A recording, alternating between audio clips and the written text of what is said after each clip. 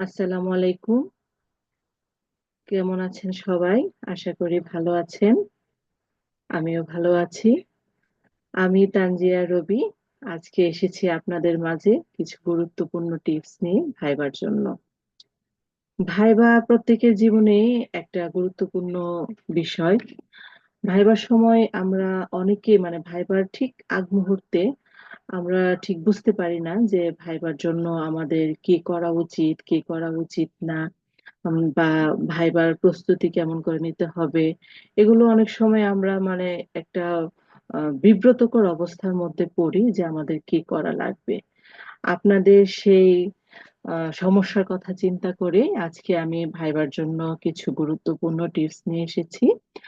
আমি আশা করি আজকের এই টিপস গুলো আপনাদের কাজে লাগবে। তো চলুন দেখে নেওয়া যাক ভাইবার জন্য আমরা কি করব বা আমাদের কি করা উচিত এবং আমাদের কি করা উচিত নয়। চলুন তাহলে দেখি।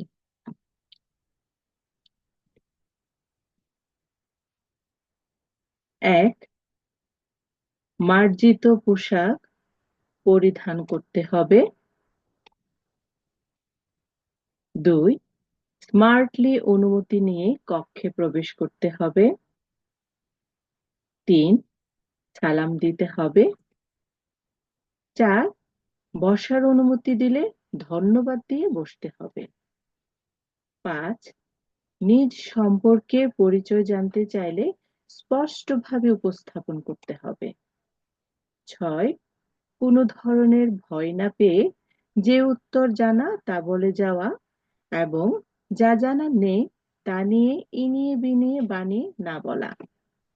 ৭, যে স্যার বা ম্যাডাম প্রশ্ন করবে তার দিকে তাকিয়ে উত্তর দিতে হবে। ৮, উত্তরটা যেন অন্যদের চেয়ে আলাদা হয়। ৯, স্মার্টলি সালাম দিয়ে কক্ষ ত্যাগ করতে হবে। ১০, পুরোপুরি পিছন দিয়ে কক্ষ ত্যাগ করা অশোভনীয়।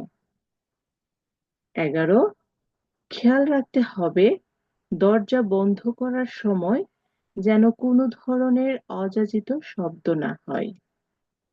ধন্যবাদ ও শুভকামনা সবাইকে।